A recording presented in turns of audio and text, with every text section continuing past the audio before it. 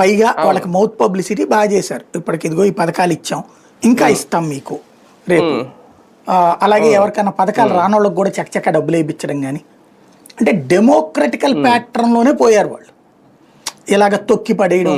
అయితే అంతకుముందు స్థానిక ఎన్నికల సందర్భంగా నామినేషన్లు కూడా వేయనివ్వని సందర్భం ఉంది కదా, దాన్ని ఏమంటారు, బ్లౌజులో చేపెట్టి లాగేసిన జనసేన సంబంధించింది.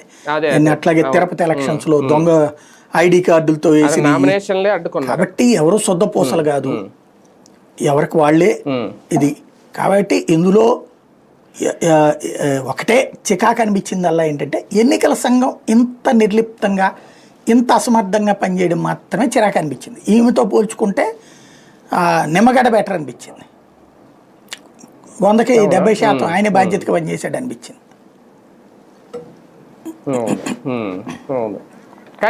కానీ ఒకటి సార్, ఈసారి పులివెందుల్లో ఎక్కువ శాతం ఇండిపెండెంట్లు కూడా నామినేషన్లు వేయడం అనేది అది తెలుగుదేశం పార్టీకి కలిసి వచ్చే అంశమా, లేదంటే వైసీపీ మీద నిజంగా పులివెందుల్లో వ్యతిరేకత పెరిగిందన్నారు? వైసీపీ వాళ్ళే పెట్టిన వాళ్ళే ఎక్కువ ఉన్నారంటున్నారు.